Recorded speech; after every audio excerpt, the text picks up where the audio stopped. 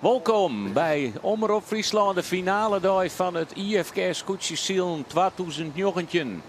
Mijn naam is Ilke Dijkstra en naast mij zit de meervoudige SKS-kampioen Douwe Visser. Douwe, welkom. Dankjewel. Wij maken u op voor een spannende finale, Joet.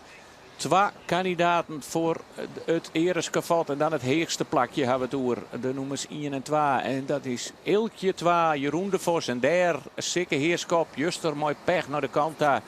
Hij kan nog kampioen worden. De startkotter of het startskip is er weer klaar voor. We zitten in ongeveer een oorlogminuut van de start al. Hè. En hoe gretig zouden ze wezen? Ze zouden een valse start krijgen, want de start wordt op het spul. Hè? Ja, er zit in ieder geval van iedereen nog een dijprijs natuurlijk. En het is wel de laatste van dit hier, de laatste kans. En ja, ik ben benieuwd hoe zeker Heerschop en Jeroen de Vos op elkaar reageren. Ik meen de juster dat er nog 3 kandidaten meer in principe. Maar ik jij ervan dat de waagzaam het niet meer worden kan. Dus dan wordt het voor Jeroen toch een stukje simpeler om zijn kansen te verdedigen. Dan hoeft het er maar één onder controle te houden. En daar hebben we het Scott de Git nou van de 1 minuut voor de start. We zielen baan A. Nou, dat is zo net. Dat is klasse A. Ik moet even het pion zien. Volgens mij hing het er weer een witte bal. Mooie nummer 2 erop. Hè? Ja, dan hebben we weer dezelfde baan als juster. En dat is de Olympische baan. Eerst een trijenhoek en dan een lus. Dus eerst naar boei 1, dan naar boei 2, dan naar 3. En de volgende ronde gaan we van boei 1 naar boei 3. Waar zit de start? De Grietje Obus. Juster heel mooi, heel lang op het tweede plak. Hoe het net horen. Draait er heel let in. Maar krijgt dan wel een hele mooie romte. Want ze zitten er vrij 4 aan douwen van de lijn. Ja. Als hij nou net te betiet. En hij kan nog een beetje naar onder de tafut zielen. Die tiet wat deerzielen zouden we dat noemen. Dan heeft hij wel een hele mooie start. Maar een hele snelheid. Ja, want zoals je nou bij die 2 oranje boeien. Dat is de startlijn prachtig in beeld. Ik denk dat het een hele goede start wordt. Wanneer 1 keer goed voort. Ja, super start. Dus nou, alle hier in 1 keer goed voort. En nou geven we Sjen de Ilkje. Die is mooi voort. Lloyd vrij. Had van jullie een lest. Nee, boppen in. Dat liep het voor hun aardig. Opvallend dat ze helemaal niet bij elkaar zitten, Sik en de Ilkje. Waar is Sikke Heerskop? Die ben we even helemaal kwijt. Wat daarachter, ja, die zit er tussen Tony Brundel en een heel soort orenskoetjes in. En de Lonneke in. Had misschien wel vrije wien, maar kan net voortklappen. Nee. De Ilkje 2 die heeft in principe nou de mogelijkheden om te doen wat hij zelf denkt dat het beste is. Ja. En dat is in deze fase van de wedstrijd wel heel erg luxe. En het is Marijn Olsthoorn weer die gelijk voor de stuurboordslag kiest. Jaap Hofstee, ik gelijk Troddewien. En de Ale ik. En wij, ja, we zullen hier toch een heel soort richten op de kanshebbers. Op het heegste schot. Maar ja, er is ik nog een derde plakje te Vian. En daar staan heel dichtbij elkaar. Ulde Zwagen met 22-8. Die hebben we nog net zien in deze start. Hè. We hebben nog geen beeld waar die zit. En vrouw Oorzinga mag 1 zien in de punt verschil. Ja, en dan zo eventueel, maar dat lijkt het vrij onmogelijk. Maar Geerle Tadema zo hem er nog inmengen kennen als die 2 helemaal een off-die. Ja, maar ja. Dus de jonge Jasper had vrije wien. En achter Makkem, daar zullen we de set van Uldeswagen. Ja, die zit een beetje opsluiten. Maar ja, hij had Juster en Joert, of ja, Juster 2 wedstrijden Sjenlitten. Dat er daar wel komen kan douwen. Ja, hij kan er wel mee omgaan. En ze hebben het schip op heel goed op snelheid. En nou ik weer nog stelt er de vraag, stelt er het zo lang mogelijk uit. Maar dat de meesten gaan binnen naar in de stuurbeslag, dan gaat het straks wel mooi, denk ik. En dan hoor je de bakbeslag op de lijst over. En hij had de keuze. Hij met verder uit. Maar daar Sikke Heerskop zit er net mooi, hè? Nee, die is helemaal afhankelijk van iedereen die erboven zit. Hè, van de Makemers en van de Waagsdom. Ja. Het niks te melden. Oude wat er maar gebeurt. De race is nog lang, maar hij juist natuurlijk ik jongen dat je materiaalpech krijgen kennen. Ik bedoel dat, dus je kan nooit zeggen van nou de race is gelopen. Maar de eerste verdedigende stoot is uitgedeeld door de Ilkje 2 die nou toch ik achter een PDL mat, hè? Ja. Die gaat Walter de Vries, die gaat voor de Ilkje 2, daar ligt het. Ja. En Ulbezwagen gaat er achterdel. En dan zitten ze toch weer even hier in je beeld vangen. Ja. De Ilkje 2 en Sikke Heerskop. De Elke 2 die leidt heger. Hè? Ja. Dus dat die er nou van langs giet. Het leidt de Kobakboord natuurlijk, dus die had alle rug en ik. Ja. Maar het is mooi dat die Dirk wat meer vrije wien had. Want dan kan ik wat makkelijker boven zijn tuig, hè, dat wat afstand zit. Ja. Ja, want dat was dan zo wijze kennen dat er... En dat zullen we gebeuren gelijk. Ja. En draait er op iets. Ja, Jeroen de Vos gelijk. Het zeggen we het speeltje juist in de tweede race. Draait als verdedigend gelijk boven het tuig van Sikke Heerskop. Maar hij liet het vrij laten draaien. En hij hier nou wel voorrang, hè? Ja. Maar Sikke Krien, nou krijgt er weer wat gunstiger.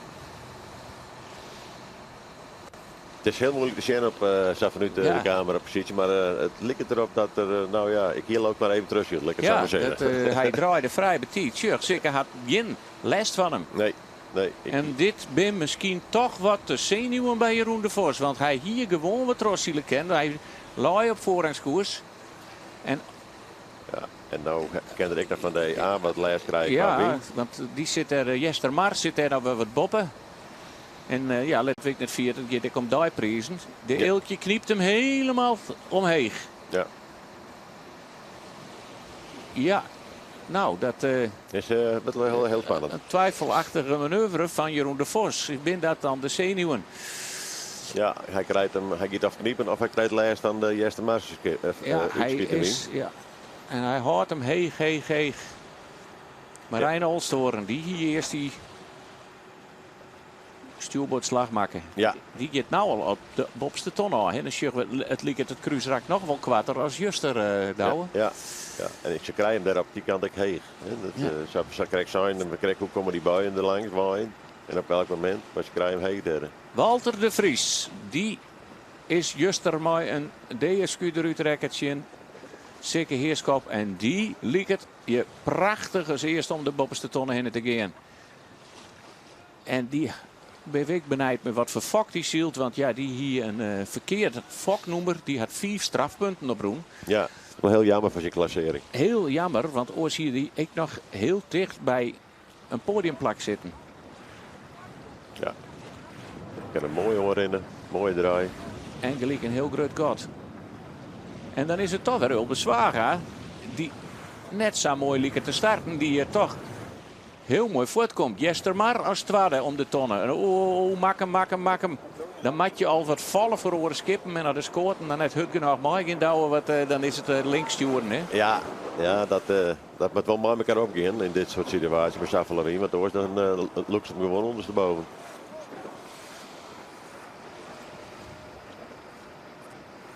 Maar Ilkje 2, Jeroen de Vos had de slagwoemen Sikke. Ja. Sikke kan net vrij draaien.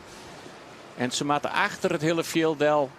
En nou even zien dat er risico's namen worden. Maar Sikke moet weer rond te krijgen om achter die oren skippendel. Hoeveel risico neemt Jeroen de Vos? Want hier komt de woeste oren aan. Die gaat nou door de wien. Kiezen door de wien. Kiezen voor Sikkerdel. Sikke die gaat al jeder. Ja.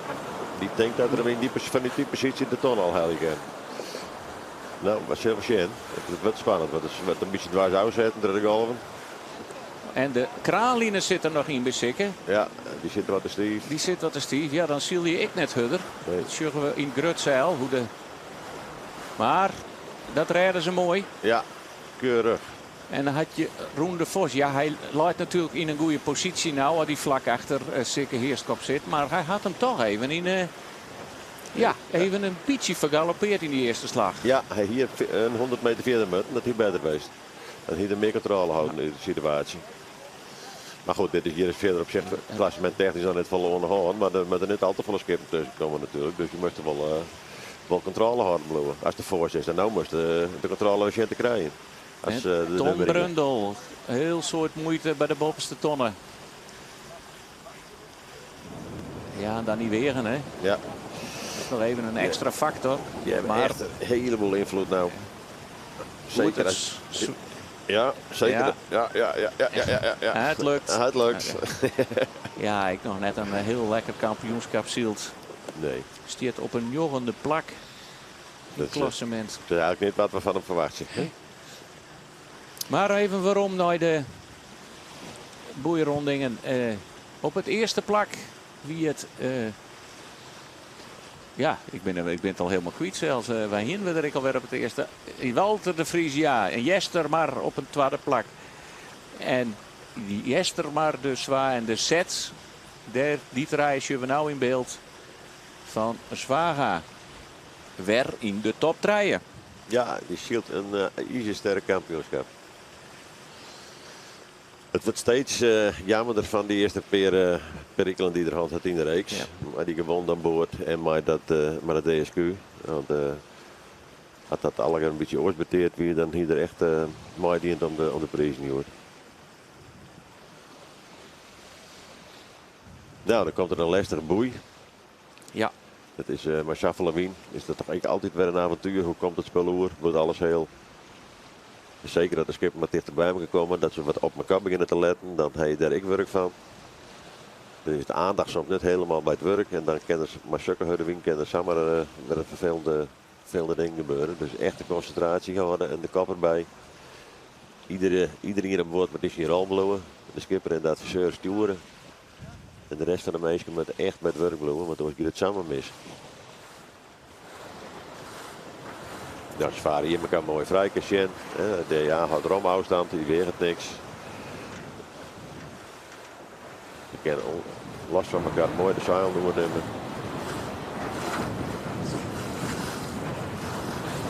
Kralen een beetje stief. Zodat er wat heger door het schip in gaat. Dat is die trier die achter het zeil langs rent. Die lopen ze bij de mest een beetje stief, zodat die met heger door het schip in gaat. Dat ging die eerste dag bij Ulbe toen helemaal mis. Hè? Ja. Zo'n geek wil ik wel eens helemaal omheen gekroepen. Hè? Dat hij eerst naar Trodewien wil en dan een mooie klap weer op dek gaat. Maar voor eerst gaan alle scootjes, nou laten we dat eens even zien, keurig, vrij van elkaar op de bovenste tonnen. En hier liet je zich al hier aardig in te horen. Ja, er werd niks wegen, dat is wel mooi. Het eikpunt van veiligheid dan.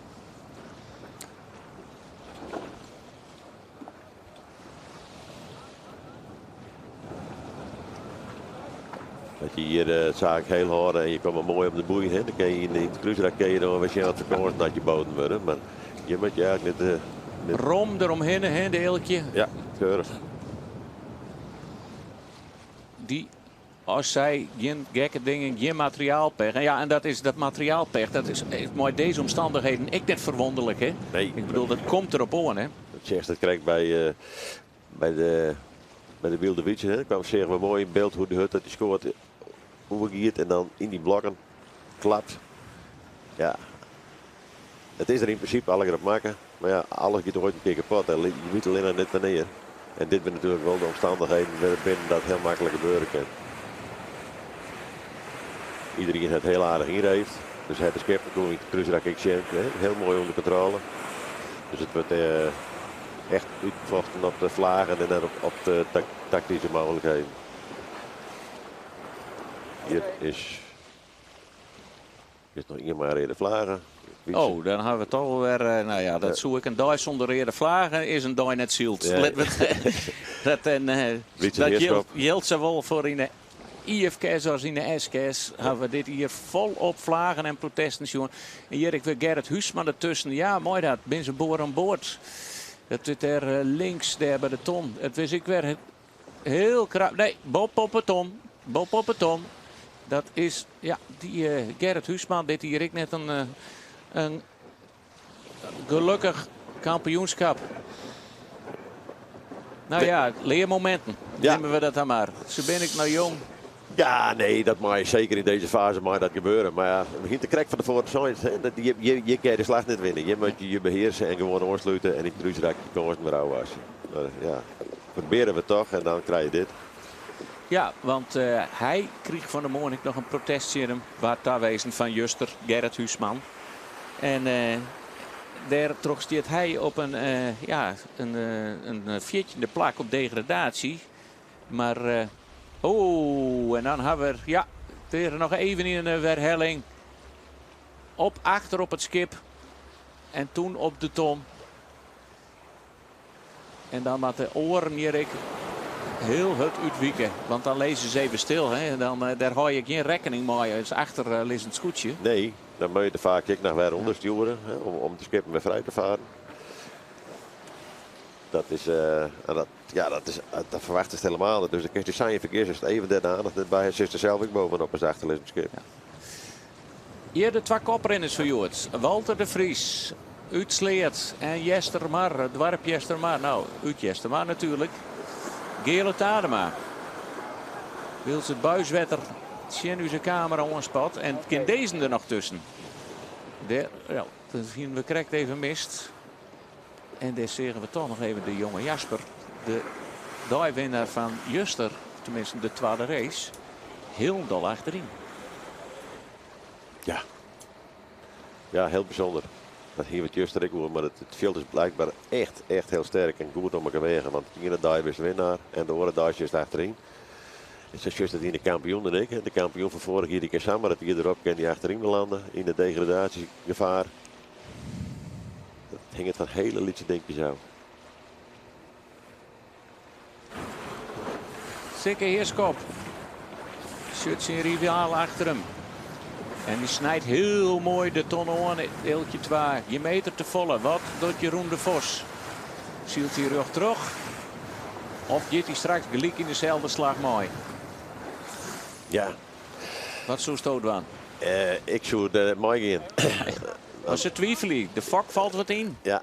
Maar Kes zei voor het oorenscootje-del. Dat is ik nog de vraag. Ja, dat is even de vraag inderdaad. We zitten achter de Utentus. Utentus. Ja, dat was wel vrij. Ik denk wel aan dat ken. Want ze werden scherper omheen. Ja, ja. Daar gaat de Iltje 2, Jeroen de Vos. Even een aantal meter stros zetten. Op zich net verkeerd natuurlijk. Nee, je moet hem wel even terugvaren. Hè? Want je die wind naar links draaien en dan zit het te kort op. Dan zakken ze de loef in dit geval van de wilde witje. Dus dat is altijd gevaarlijk. Ja. Maar hij had maar één parool. Er moet er net een volle skippen tussen komen. Nee. Dus moest die man op de kont zitten. Of ja, ze echt mogelijk bij op een door hem. Je kende nooit dat het verkeerd ging. En vooral het duidelijkheid. Zeker Heerskop moet nog bij de eerste treien komen. Ja. Wil kampioen worden. En dat luidt er ontnoopt net. Nee. Wat dat betreft zou Jeroen de Vos hem wat voortzielen kennen. Hoe verder je achterin komen machine aan. Daar is wel weer protest. En die is van Sikke Heerskop. En waar is dat dan? Ja, daar Afke. Best op het wetter. Ja, ik zit naast Sikke, maar hier heb me dan hè. Tjen waar, Sikke? Tjen waar? Want? Die?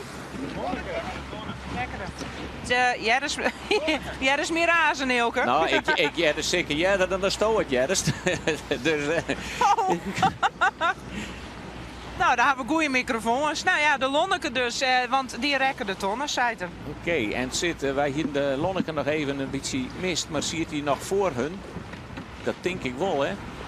Ja, is de Lonneke die weer aardig omheen zielt. Die kwam nog best, die zielt hier nou op een de zesde plakje ongeveer, als ik het zo goed zie. Dus ja. En dat is voor Sikke natuurlijk belangrijk, dat er scootjes tussenuit draait. Ja. Dus daar wil ik rekenen.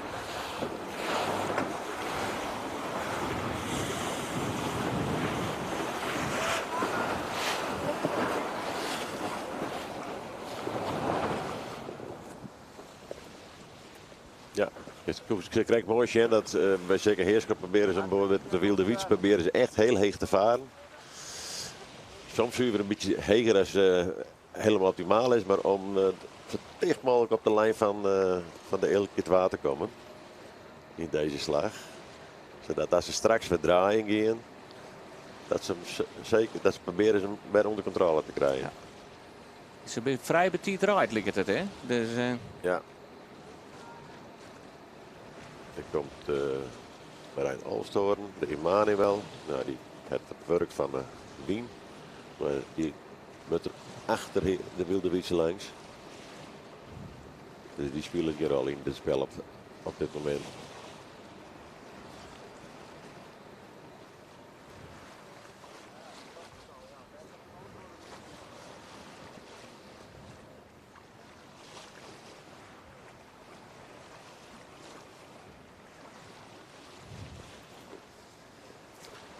Deeltje 2 die nam nou het initiatief om ver te draaien. En de Wilde Witch die reageert er nou pas op. Dus dat betekent dat straks de Eeltje hoe bakwoord komt. En dan is maar correct hoe pakt het uit. Kan de Wilde Witch daar dan straks nog voordraaien bij de slag naar de boeite. Ja. Dan gaat er hem toch wat loslitten. Ja. Deeltje 2 die nam echt nou het initiatief voor.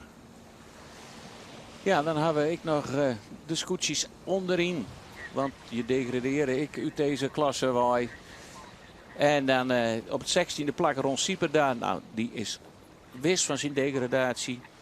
Jilles Bandstra, ja, die zit met Gerrit Huisman nog. Die zit een 2 puntjes verschil. Die zit op het 15e plak. Maar ja, die met de beide nog, 15 en 14. En dan zit er nog een afstandje tussen Wietse Heerskop en hun. Dus het lijkt, zoals het er nou in leidt, vrij duidelijk dat zowel Gerrit Huisman als Jilles Bandstra ik op degradatiekoers lezen. Jester Mardi is wat te betiet door de wingon. Die lijkt het net de helling. Nee, die had wel een hoop risico genomen. En nou heeft een probleem, want nou moest hij op zijn kortstukje nog een keer een slag op stuurboord maken. En dan komt het zeker nog 2 schepen die heel kort bij uw bakboord lezen. Ja, en Walter de Vries had ik alle moeite om de tonnen te hellen. En dan liep het Ulbe weer wat in het vaareel te lezen. En daar is Jester Mar, ja, die kent die nou nog voor Ulbedel. Oeh, daar zullen beide mooie opzitten eromheen. En nou, dan is wel een hele lange, of net Douwe? Ja, maar Safele win rug op de kop en geen win in de zeil, dan is dit wel een hele brutale manoeuvre. Ik denk dat het stil komt te lezen. En zeker nou wat de waagstam direct nog weer heen vervluchten, want dan krijg ik daar nog een beetje uitschiet de win van. Ja, ze lezen haar Strodderwien, hè? Ja, ze zijn onbestuurbaar, ja. Ja. Dit is Kiet Krek goed. Ulbe Zwaga weet hem eromheen te draaien.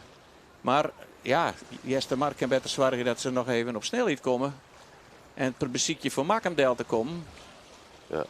Maar de Jester maar loopt helemaal parkeerd bij de tonnen. En stuurboord, ja. En dus te hopen dat Makkem er nog krek achterlangs gaan. Dat ze in ieder geval in die zin geen les van hebben. Ja, dat gaat lukken. Dat gaat lukken. Er er steekt nog een protest op. Ja. Maar het is toch een scootje tussenkomt. Tussen Jester, tussen Sikke Heerskop en Marijn Alstoren. Daar is de Eeltje 2 toch een beetje in de fout gong. Ja, ik vond het al bijzonder dat ze kregen de Wilde Wietse losliet en zelf het initiatief nam.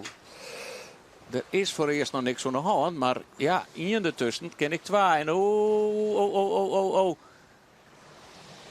Rijdt je deze 12 koor? Ja, die hebben allemaal gezet. Ja. En waar is dat? Dit is dit zeker? Dit is de Eeltje, maar de KL.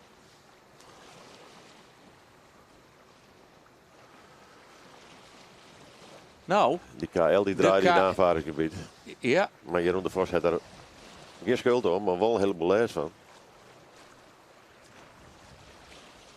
Als ze het spel nog maar net kapot hebben. Daar is een reële vraag of net. We zullen het nog net. Wat?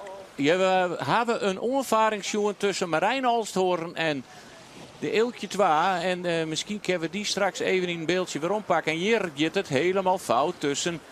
Ja, je krijgt.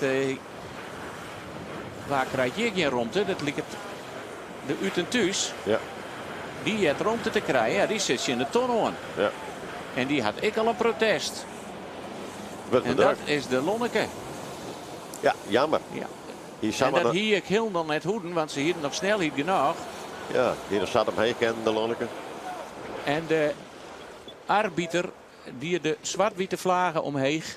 En dat jouw toon dat hij het net goed zien had wat de situatie is. Dus voor eerst in deze gewoon terug. Ja, en dat ze de vlagen erin horen met ze dus naar de protestgamer straks. Ja. Maar die vlagen die hongeren waarschijnlijk al van een oren situatie. situatie. Ik ben even benijd of de Eeltje 2 ik blauwe skade op rond heb. Ja. Dus dat lijkt het niet zo. Dus maar de titelkandidaat die voorop loopt in het kampioenschap en ik op deze koers kregen een onvaring mooi Marijn Olsthoorn. En misschien kunnen we in de regie straks nog even zien hoe dat ontstond, die onervaring. Want Doosarders, hij draaide in zijn onervaringsgebied. Hè? Dus het weer de KL, Marijn Alstoren, die fout ziet. Zal ik het? Met kenwijze dat Marijn op een boeglasje dan met de elke twee hem weer vrijvaren. Hè? Dus dat... Maar we weten mooi het protest wat Ulbe Zwager verleert van de umpire. Ja. Dat je wil genoeg om te nemen, Matte, hè? Dat het net zomerkleer is. Nee, je moet wel weer over een boeg lezen. Hè? Ja. Want anders hij de draai nog net uitvoert en dan heb je geen... Dan geven we even waarom naar die situatie van tussen de Eeltje 2, daar gaat de Eeltje, ja. De KL die draait te volle voor de kop, wil ze de Eeltje al lang over de boeg leidt. Ja. En dan kerst toch een akkefietje van een oor. Dat ik nog uitlezen. Ja, Nou, alle ingrediënten zitten er weer in. Ja, het is weer Marijn Alstoren die te let draaide. Dus dan zou we sowieso, deeltje geen protest krijgen kennen. Maar ja, dat zei ik nog net alles natuurlijk. Maar als je skiën gaat, onder opstekken met deze Huddewien, wat kan dat voor gevallen hebben? Nou, als hij met niet kapot wijzen, want dan wordt het helemaal gevaarlijk. Maar dat kan ik al zo wijzen. Ik al eerder niet echt kapot, moet het eerst wel zitten. Maar dat je hele trim naar de knoppen is. Hè? Dat het skiplasting niet meer zo goed erin is dat je hopen. Ja. En dat weer de wetterstang is, zoals dat een heat. Dat is die stang waar de opstekker steeds maar in bedwang houden wordt. Ja. En dat die te los zit en die opstekker die gaat van, of de loefbieter is het eigenlijk, die gaat van bakboord naar stuurboord bij elke terug de wienmanoeuvre, dan verleng je gewoon hichten. Ja, dus... er wordt even een noodreparatie bij de Eeltje 2 dienen. Want die stang die is verbogen. Ja, het dwars toch midden zelfs. Jongen, je zit er maar op zo'n manier uitdraait. Dat zou toch heel sneu wezen. Ja, hij kent ze. Ik even een rondje draaien laten. Ja, bijzonder dat dat gebeurt. Dat net gebeurt.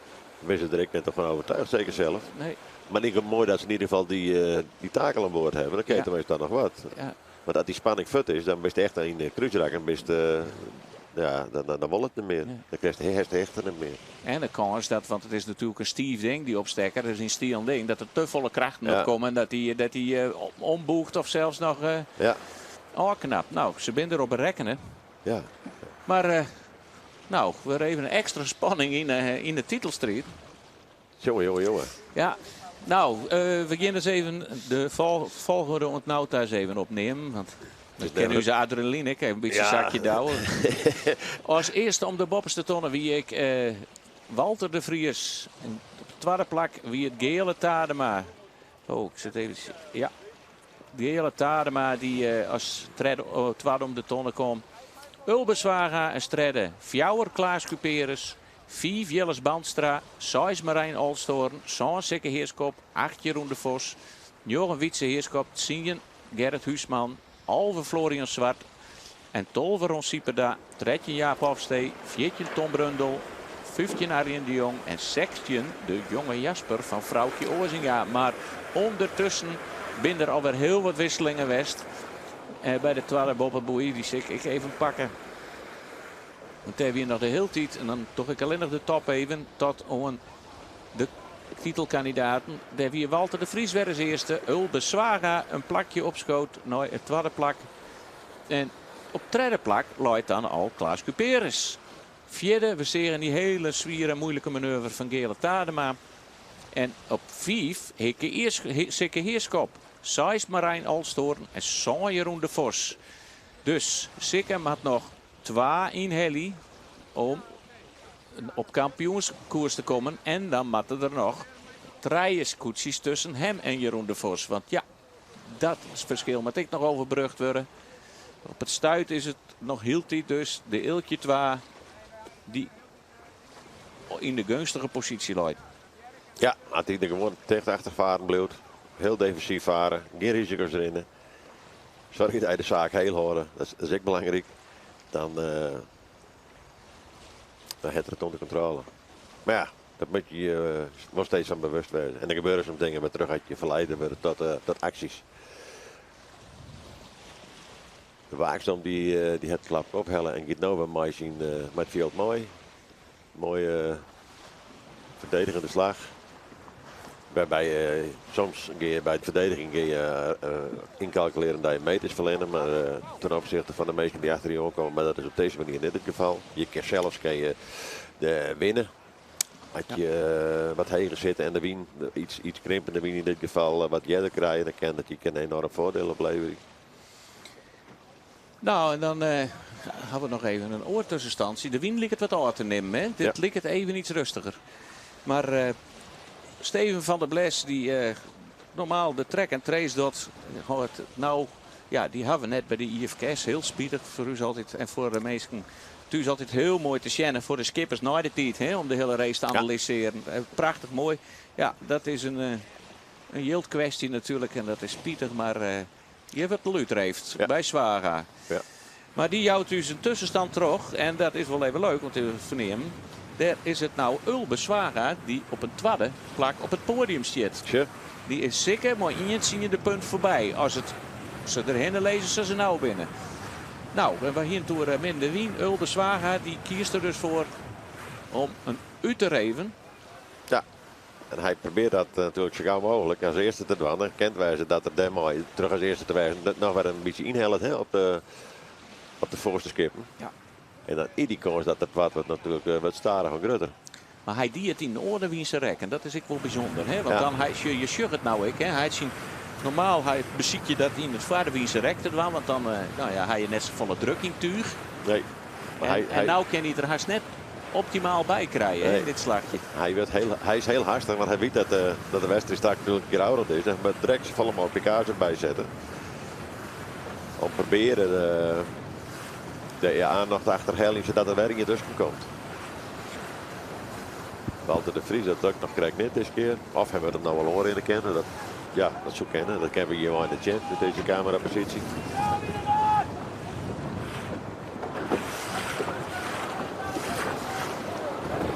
Camera nog even wat naar links draait. Dan kunnen we zien dat de zijn positie is ten opzichte van de boei.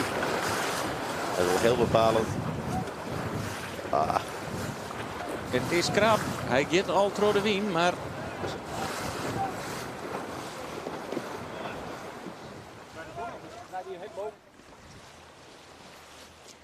Ulbe Zwaga in ongeval. Had Utrecht. Ken dit toch nou? Had ik wat meer druk op het tuig. En dan liep het er. De tonnen er erin ken. En zo hij dan nou gelijk al naar het eerste plak zielen. Jongen, wat.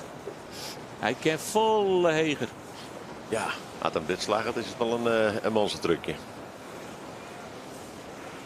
Maar nou komt ik haast Walter de Vries door hem heen douwen. Hè? Ja, dit wordt even een kritische fase. Gaat Walter er echt doorheen. Ja, dan moet er echt even het lef hebben om hem heel heeg op te sturen. Maar killen de factor dat er weer uit de stroom van Walter bij komt. Want nou zeggen we inderdaad dat hij de smarge wien van Walter krijgt. Ja. Maar het hoeft nog niet erg te wijzen als het maar direct gebeurt. Nou, niet te tegen bij de tonnen. En dan als er echt stil begint te lezen, dan omheen. Ik ben benieuwd dat hij dat doet. Dan prikt hij hem er wel doorheen. Walter, die had ik nog niks over.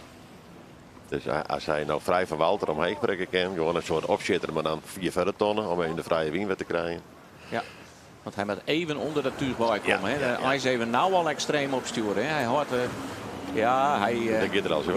Hij stuurt hem even extreem op. Want, maar trekt net de petit, want Walter liet hem natuurlijk misschien ik een beetje vallen. Ja. Nee, Zwaga, Ulbe Zwaga, Jitro de Wien had de romte. Dit nou wordt het link. Ik ken het goed inschatten wat afstand is, maar het schip wat twaddel uit. Je makker, maar dan zie je het net als mij, want gaat je tussen. Oké, dat is zo mooi. Ja. Schön, heel iets klapje. En gelijk werd Rode Wien. Ja, keurig. Oh, dit is... nog niks hoor. Daar is Jester maar alweer. Ja. Die is toch in inslag. Maar ja, en nou loopt er even helemaal stil. Hulbe. Nou, de wijlt er helemaal voort, hè. Ja. Hij beziekt het nou even een heel soort gang te krijgen. Hè? Maar even het extreem vallen te litten. En dan beziek je me een op shit eromheen te komen. Ja, maar dit... Wow. Dit is moeilijk. Wat prachtig om te zien. Ja. Goedemiddag, heer. Ja, sorry Simone. Simone, je werd een trouwput, ziet er tussen terug. Ik moest me even hechten. Ja. Nou, en Volkom, sorry dat ik die even, net even voorstel. Nee, helemaal niet slim. Ik vind het fijn dat ik er even bij was mooi. En op de radio klonk het behoorlijk spannend en voorin. En ik heb een prachtige noemer. Oer Ulbeswaga. Ja. En de Waaksdom. Maar dat noemer, weet ik net hoe dat eindigt, maar hij is nou toch Hij- al ontknoeien. Ja. Ja. Hij is ontknoeien. Dit is even, hij krijgt hem op die Troddewien en daar toch hindert er, maak hem net. Maar hij is wel, ziet waar de plak wiet en zielt nou op een 4e plakje. Ja, en nou ben ik nog net om de tonnen heen, hè? Want er moet nou nog druk in de zeilen komen. En dan voordat dat omzetten met in voorwaartse snelheid, dan best ik hard bij die boei, denk ik. hè? Ja, hij is, ja, nee, hij is nou ontknoeien.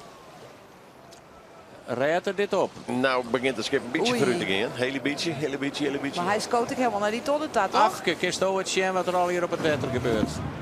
Ja, het is hier heel spannend. Het is Ja, sentiment. En... Oh, nee, ja! Oh, daar gaat de tonnen. Ja. Het weer heel spannend. Het weer heel spannend. Maar hier zal er toch en het weer in die een drillpartij hier. En oh, wat weer dit spannend. Maar nee, hier maakt hij rondje draaien. Want dit gaat mis je bij de tonnen. Het scheelde net vol, maar toch vol erop. Elise zoekt En dan, mooi hoe dat kan. Ja, hij moest 2 keer draaien in een hele lieve romte. En daar kwam er weer in en kwam net op gang. Maar ja, hij draait voor het eerst net een rondje. En dan heb je geen gang en hij je geen stuur meer door het schip. En dan heb je er nog wat wegen bij en douwen. En dan is het gebeurd, hè. Ja, dat is te kort op elkaar. Dat kost echt zien. Hè. De tweede keer werd naar bakboord uit. Dan zit er nog geen gang in het schip. Dus dan moet eerst die druk in het zeil komen. En ja, dat zet op een gegeven moment wel oren om je snelheid. Maar ja, die boeien loopt er tegenbij. Ja, en dan bust het toch opzetten. En nou ja, uit uw positie waar hij er wel even tikt. Maar hij vindt het zelf waarschijnlijk net de moeite waard. En doornomen minder ik niet. Dus dat is slecht. Maar de Eelkje 2 zakt langzamerhand wat af.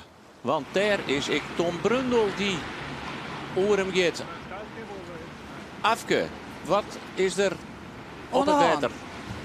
Nou ja, het is natuurlijk vanzelf dat we denken, Zwaga die zit je bij een tonnen. Die zei, we hebben een speciaal mannetje aan boord die de hele tijd de umpire in de gaten hoort. Maar die umpire is in velden of wegen te bekend. Dus wie zitten hier het veld eens even te beginnen. En ja, daar komt Ron. Hier is even bij het startskip West liekt het. Of we zitten bij het dus gemaal. de hele tijd net, ja dat is denk gezellig. Maar hier had je dus een hele tijd net bij de bopperste tonnen West. En had er echt geen oorzicht zoen van wat er gebeurde. En daarmee kan heel bezwaar gaan over eerst gewoon trossielen, liekt het. Ja, wij konden het net echt heel dol. We zien de camera wollen, maar het liep centimeters. Maar, Nou, volgens mij ziet het er gewoon zin Nee, aan. dit is duidelijker. hij ziet er echt zin Duidelijk aan. het Ja. zin aan. Doosje is er bovenop, dus daar mist ik boven, denk ik. Op. Ja, bovenop het nijs en al het goede komt Nou, van we zullen boven. nog eens Dus, zeggen, dat Afke. zal ik even. Ik jum nog net. Ik Nee, jum maar nog net. online. Ik Pas jum op het nog- lijst. Ja. Nou, En nou- nee, dan zou er een Ja. beer tikken aan matten. Nee, wat je er net, je. In de midden tikken er morgen. Kunnen we hem nog een keer zien? We willen Ilke. hem nog een keer zien. Luister je nog maar naar mij. Hij had hem aantikt. Ja, hij tikt hem echt wel aan. Even bij. Maar goed, Hij zielt. nog een keer. We willen het witten. Ja. Nou net. Nou net. Nog net. Nog net. Dan, nou komt er. Hier. Dat is hem. Ja. Nou. Nou, ja. Zo. Nou, Hè? ik zie die tonnen net omslaan in Nee, elk geval. het kwam net hard aan. Maar Nou, we er is net niks dingen, dus dan is het net gebeurd. Zal ik je maar zien dat de Varik net alles is. Nee, Nee. nee, echt niet. Maar Afke boven ziet erbij. En dan geven we gewoon vanuit. Die En zit er bovenop. die vertrouwt bij. Ja.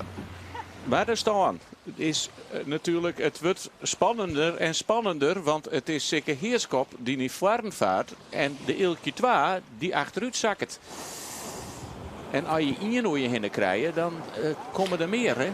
Het is de vraag waarom of het gebeurt. Hè? Hij liet natuurlijk in de eerste cruise zeker op de wilde wietse met de gingen. En dan nam hij zelf initiatief in een positie die niet echt voordelig was. En nu had er het onvaardig in de hand. En ik weet dat op de trim nog ik verhoor is. Dat er nog ik meer plakken verlengen hier. Dat weten wij helaas niet. Want we zeggen het nou duidelijk dat de Tony Brundel, ja, de Eelkje 2 had wel voorrang, die mooi ertussen. Maar ik doe het thuis, die bedrieg je wel die Eelkje. Terwijl zeker Heerskop volle minder last had van orenskip. Maar Simone, daar hebben we Joort ik nog orenskoetsjes zield en daar is ik een klassement uitkwam, toch? Zeker. Daar binnen promovendi en degradanten uitkwam. En dan beginnen we maar onderaan. Bij de klasse C, daar binnen Henk Rechts, maar de Grote Pier, Harmen Brouwer, maar de 3 gebroeders, die het echt wat een turbulente weekend heeft, die jonge han met zijn bemanning. En Steven Siesling, hier onboord op uw volkskip is het feest van de Strietber. Die binnen promoveren naar de B-klasse. Daar binnen ze sowieso heel blij mee. En ik dat ze tak om hier een beetje letterzielen kennen. Dat vinden ze dan ik heel fijn. En dan de klasse B, de promotie naar de Grutte A. Pieter Jilles Tjulker met de sterke jerken. Nou, daar wie ik geen enkele vraagteken oer. Sietse Broersma, met Oorheid Labora en Simon Kalsbeek van de Raderhoek. Roek, die binnen promoveren naar de A-klasse. Bin dat echt A-klasse wurdige scootjes, man? Pieter Jilles Tjulker. Nou, Pieter Jilles sowieso denk ik. Dat gaat er nadrukkelijk bewezen. Sietse Broersma, ja, nou, goed, dat is wat een... Ja, die gaat het heen en weer. Hè. In Volendam hebben ze dan niks aan heen en weer. Botter, zeg maar zitten voor de voetbalclub. En dat Sietse dreigt dat ik wat ontstaan. Dan werden ze in de A-klasse, dan werden ze in de B. En Simon Kalsbeek, ja, dat is een jonge runner-up. Die gaat valt zijn height op natuurlijk. Dus hij is nog steeds iets beter ontzield. Dus ik hoop dat die moet het nog bewijzen. Maar Pieter Jilles, ja, die onder de uitslagen is het wel heel duidelijk. Nou, dat kun je wel stellen. Degraderen naar de C-klasse. Dat binnen Remy de Boer, maar de eenvoud. Simon van Lingen van Galemedammen en Koos Lamme van de Singelier. En dan, nou, daar kun je net promoveren of degraderen worden in de Lietse A. Daar is Andries Brouwer, de Reuzen kampioen worden. Nou, de hele week hebben ze 4 vooruit jongen. Harm van der Weijden van de Eemlander is tweede worden. En Henk Frankena van het Abbegeester scootje treden. Dus dan ben je al die klassen die het jonken de Grutte A bezield worden, ben je op een hichte. En hoe is het in deze wedstrijd? Dat eigenlijk wel spanning in zit. Maar hoe spannend is het, man? Ja, het is zeker spannend. Want nou ja, de eerste treien die maakt je nou een gatje. Ulbe Zwager die is weer op gang komen. En die had wel 2 plakken verlen. Maar ja, daar zit zeker Heerskop niks meer op. Want die maakt gewoon nog 2 scootjes voorbij. Die zielt op het stuit op een 5e plak. En hij maakt nog 2 voorbij om op een 3e plak te zielen. Ja. En dan maakt er ik nog 3 scootjes tussen hem en Jeroen de Vos zitten. Maar er zit voor eerst nog maar 1 tussen. En dat is Marijn Olshoorn. En hij had natuurlijk geen afvallige tegenstanders om voorbij te komen, de vlak voor. De Waagsdom voorbij varen, dat is dan wel een keuze bleken deze week. Dus Nou. dat wordt lastig verder. Maar goed, alles is mogelijk. Sarah Krek, je kent ik zelf knoeien Krek, wat de Waagsdom Krek doen bij die boei. Dus. Of je wordt er een oor onvaren. Ja. Juist zeggen we Walter de Vries bovenop het helmhout van Sikke Heerskop varen. Nou, Ja. best onbestuurbaar. Krijgt de gemiddelde punten vaak. Hè, als het net niet schuld is. Maar ja, we hebben zoveel scenario's die we uitrekken. Die kennen we net uitrekken. Maar voor het eerst is dat ik net nog hoor. Maar het is ook wel bijzonder dat Jeroen de Vos net een protest aan de Marijn Olshoorn joeg. Want ja, dan hier die er tussenuit West. Ja. Dan gaan ze er toch wat twijfelen. Of ze willen gewoon net een kampioenschap ze eindigen. Maar ja. Misschien hebben ze zelf ook wel twijfeld of ze zelf wel helemaal over een boeg lopen. Dat wist niet helemaal. Hè. Bij Sjurrit vanuit deze positie, hun via het overs. Dus als daar enige twijfel op bestaat, dan kan je het beter net wegen. Nee. Het protest. Want dat kan ik dan vervelend uitpakken voor jezelf. Het enige wat je onder controle hebben is niet protesteren. En als je protesteert, dan ben je afhankelijk van de interpretatie van de Empire en van de jury van wat er op papier staat. Dan leven ze uit aan toevalligheden. En nou heeft ze het zelf in de hand. Dan moet ze gewoon goed zielen, verstandig zielen. Zorg je dat ze bij de wilde iets op een steut blowen. Dan is er niks los.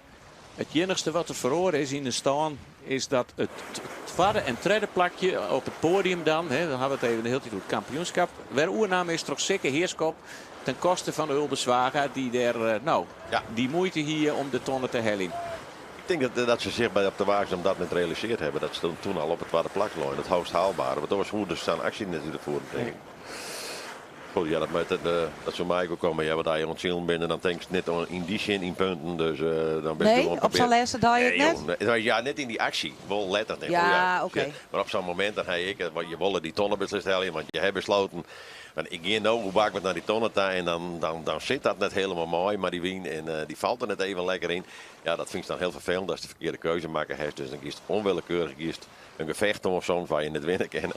Maar in de hoop dat het toch op zich omdraait zal, ik snap dat wel. Dat is, Maar Soe Ulbe net of een tweede of een derde plak interesseert hem denk ik net. Hij wil gewoon je die-winnaar worden. Zou dat net zijn ultieme... Dat zou mij wel het minste boeien, ja, om Ja. te winnen. Hè. Als het tweede thread was, dat is minder interessant. Ze staan allebei de eerste nummer 1. En vierde wordt is echt heel vervelend, dat wil je meens. Maar het tweede thread, dat maakt het net zo vol uit. Maar had je een tweede plak niet leveren moet om een eerste plak te winnen op deze dag, dan doe je dat graag natuurlijk. Ik wil zo zeggen dat hij weer heel dicht achter Makkem Delcong. En dan ik alweer in de buurt ervan komt straks op bakboord. Zo maar net beneden dat hij daar dan alweer voor de Makkemers Delcong. Walter de Vries die loopt nog de hele tijd Jere rugs in beeld op het eerste plak. Ja, die bloed ik mooi buiten de strijd gewonnen. Hè? Die zit krekvieger naar voren, die had eigenlijk steeds nergens kregen les van. En al die oren die zitten ja, toch even maar de wagens op zijn pas bij die boei. Die moest nemen wat heger horen of erachterlangs. Of de aandacht is dan toch even op dat mogelijk incident. Dat is trouwens ook wel opvallend. Het is een week die nummer 1 per dag. Dat die eigenlijk alle je vrij zielden. Het net echt een hele spannende finish om het eerste plak west. Nee, dat maar één keer voorkomen volgens mij. Ik weet niet meer welke dag dat weer. Maar het blauw is vrij compact. Maar de rest hield iedereen altijd echt een beetje vet. Ja. Dat is weer mijn deeltje 2 zeker van de week. Die blauwe weer wel voor, maar die zielden niet echt vet. Dat wie juster, ja. Wel de hele tijd vanuit de start op in je line, maar net echt een godmatch. Nee. Nou, en daar zullen we treien wie te tuigen. Voorop Sikke Heerskop, de KL ertussenin en Jeroen de Vos erachter. En als het sableut voor Jeroen de Vos, ja, dan is het je centje pijn. Kat in het bakkie, zeker dan. Zeker, dat zegt hij zeker, ja. Maar het wordt ook steeds mooier natuurlijk voor hem, hè? Makkelijker. Want de gatjes tussen de skippen worden toch een beetje groter. Dus om het 2-3 skippen voorbij te varen voor een wilde fietser, dat wordt steeds moeilijker natuurlijk naarmate de wedstrijd ouder wordt. Dus het hoe langer als hij deze situatie in stand houden kan. Dirk je het Sikke Heerskop, Troddewien. Ja. Hulbeswagen komt er aan. Ja. Dat is even nieuwsgierig. Dat lijkt het toch nog in het voordeel van Hulbeswagen te wezen. Maar daar gaan ze al mee voren daar. Want dan zou zeker weer een plakje pakken. Ze hadden tonnen nou wel rommer bezield. Zelfs de KL gaat heel 4 terug. En nou gaat Hulbeswagen weer Troddewien. Kende de ton al aan? Nou, hij denkt van wel, denk ik. Dan zou een skip van de wilde wietse te zijn, is dat ik... Wordt het krap? Ja. Hij krijgt hem gelijk vol in, hè? De wien draait een beetje naar rust, want de wilde wietse stuurt ik wat omheen en hij kan wat omheen. Oeh, mooi. Ja, hij had er even uithellen en de wien is nou toch denk ik wel weer omkomen qua sterkte. We zouden niet vlagen als voor het scootje juist dan. Juist het werd er echt heel donker worden, hele korte steile golfjes. Dus hij krijgt wel dat ik Schurren zien, hij stiert aan de binnenkant van het boeisel te sturen, hè? Ja, goed dat rare lange. Ja, dus nou maar we er even heel dicht op en even recht dichterop met de boord en even het loodjaren van de Hulbeswagen. Die vlagen hem wel even geholpen om die hicht even te pakken, en die horen die hebben echt de broei oerzield nou, zodat die vlagen op die buien die wien echt wat naar rechts draait. En Makkum valt er alweer tussenuit en dat is in het voordeel van Sikke Heerskop. Ja, het wordt spannender en spannender voor het kampioenschap, want... Ik ben blij dat het is, Elke, want ik ken het al in het bijhouden. Elke heeft het goed in het snotje, hè? Ik ben het draad helemaal kwijt, hoor. Eén ding is wis, Sikke Heerskop, maar in elk geval op een derde plak eindig je, wil hij kampioen worden. En dan is het nog afhankelijk hoeveel scootjes daar nog weer achter tussen zitten. Als je op het 4e eindigt, had er helemaal niks aan. Want dat komt toch het minste resultaat van Jeroen de Vos, die zo leeg is. Ja, en Hulbeswagen had nou meer marge douwen. Ja, dit gaat passen. Dit gaat passen. Hier doet de umpire net bij. Nee, ik denk het net. Of maar dat heel nieuw aan, maar dat ligt het er net op. Hij houdt er wel heel bediend naar beneden. Nou ja. Nou. Hij wil beslist. Ja, hij wil bespannend maatje. Hij ziet het wel op. Ja, zeker die gaat. Dat is het. Ik weet er even. Ja, daar roepen ze haast de tonnen rekken. Oké. Ja? Maar dat vier nevens mij. Ja, ik zei weer dat het gewoon de boegkallen weer. Ja, dat zitten we nou ook. Want, Ja. Ja, Want hij hoe de net maar in opzitten, Rozier dat ik wil dienen. en, Maar hoe komt het bij de Eeltje 2? Die had nou even een heel soort les van Marijn Olsthoorn. Maar ja, dat moet ik slagje. die vaart er nou voor de langste Marijn Oosthoorn. Dus dan Dus- krijgt hij weer vrije wien. Vrije ja. Moet lukken.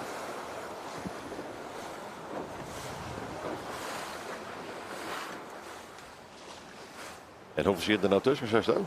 Ja, Ik denk nog steeds dat er nou 2 tussen zitten. oké.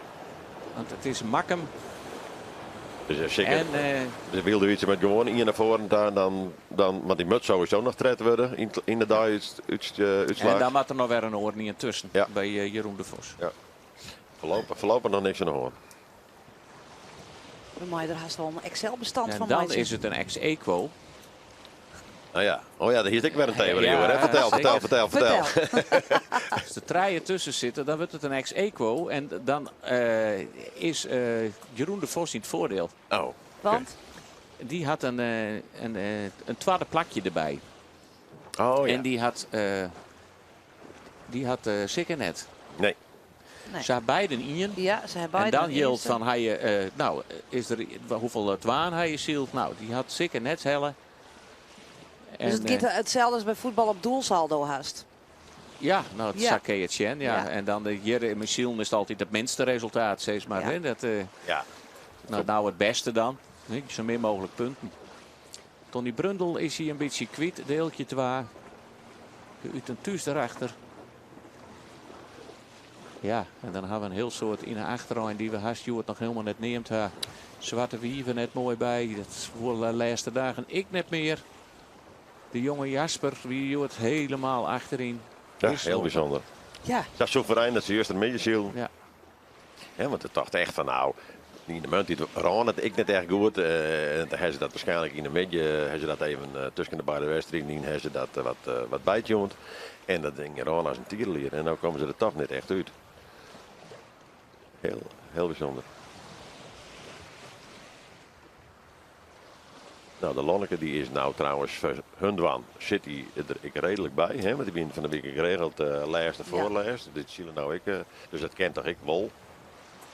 Je begint zo'n beetje te denken dat het, nou ja, het schip erin gewoon het hut genoeg. Maar nou ben je toch het voorstekken 4 6. Dus snel niet iedere wel, als alles er goed op stuurt.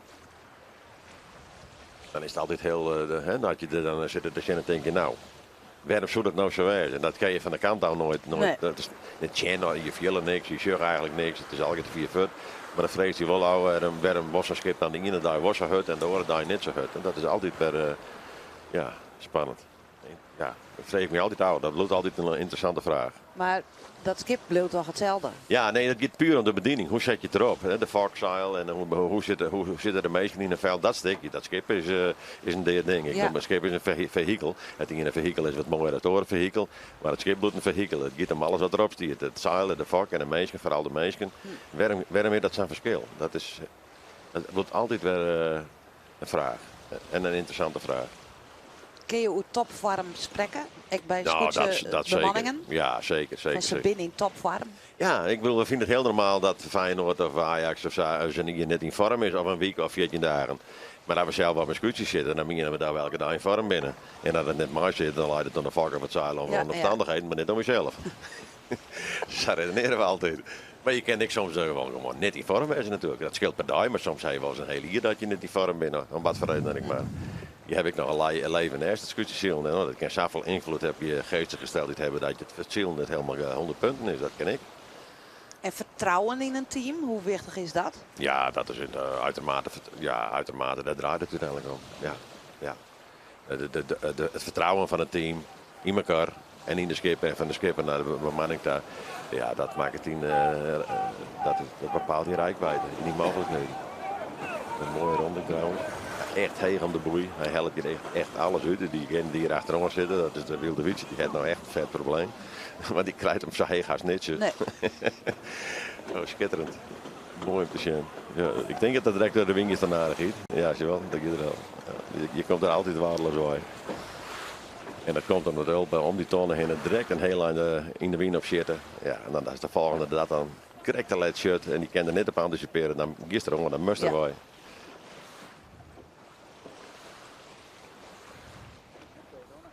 Dan laat ik Heger als de Jester Marsje, hoor, die ervoor om het tonen komt.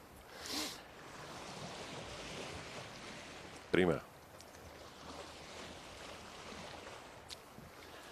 Maar je hem hier serieus er al even door hand doet ik er net bij. Wie kriebelt het nou net, Douwe? Ja, natuurlijk kriebelt het. Dit is prachtig, hè? Dit is prachtig. Dit is prachtig om te zien en te doen. En de vraag die we kregen hier in de waarom rent ze skip bollen, waarom rent ze skip niet. Dat vond ik zo altijd het meest leuke van het chillen. Hè? Hoe krijg je skip elke dag weer op snelheid, maar de wind en het water wat er die dag bezield worden moet. Dat vond ik eigenlijk, nou, dat klinkt wat raar, want dat is in geval van te horen. Maar dat vond ik eigenlijk een grotere uitdaging als op zichzelf als om beslist in te worden. Nee. En dat spelletje om dat skip aan de gang te krijgen in samenwerking met die meisjes. Die is er heeft dat die meisjes in de goede flow zitten en in de goede gemoedstoestand. Dat is prachtig en dan ben ik vaak wel eens wat. Maar ik bedoel, dat eerste stukje is het belangrijkste eigenlijk. Ja. En hoe vaak train je eigenlijk als hele team? Nou, dat is heel verschillend, denk ik. Wij doen dat eigenlijk vanaf maart elke week een keer. Wij doen het dan op snijden, omdat het dus het beste uitkwam. Omdat wij elke keer bedrijven zien, zeg maar. Dus in de week is geen tijd, dus een pak ze snijden er maar voor. En de meesten, er zijn een heleboel mensen buitenboord die voeren in de binnenvaart. Dus jullie zijn sowieso alleen nog in het weekend stil. Dus wij pakken dat op een snij. En sommigen doen dat door de weken. Maar we moesten wel elke week gewoon trainen. Van maart. Ja, begin maart. Eerste weekend van maart gaan we altijd los. Maar je zo'n zei je moet vaker in de week eigenlijk trainen om alles goed op elkaar te stemmen. Dat is zo beter bezig. Ja. Maar dat slag het gewoon net. Nee, daar is de tijd net voor. Hè. Dat wordt net betalen. Dus ik bedoel, iedereen heeft zijn werk en zijn gezin. En het moet wel kennen. Hè. En dat behandel je toch op een gegeven moment natuurlijk. Het is wel heel bijzonder dat je een groep volk krijgt die bereid is om elke week even jou of 4 uur nog te besteden. Ja. Dat zien we wij. En dan moet het nog opgeromen worden, en dan moet het nog opgetuigd worden van tevoren. En in de winter moet het opknapt worden, moet het naar de helling. En dat jij er al bij. Wij zeggen nou alleen maar wat je op die camera gebeurt. Maar er zit het meeste werk gebeurt in het voorseizoen en tijdens de winterperiode. Om hier op deze manier verschijnen te kunnen. En kiest je in de winter naar de sportschool? Nee, ik nog maar niet. Nee? Hoe dat net als skipper? Weet ik niet. Ik train er zelf aan boord wel wat. Zorg wel dat mijn spieren op spanning blijven. En de jongens aan de scoort, die gewoon een beetje van het team houden. Hè.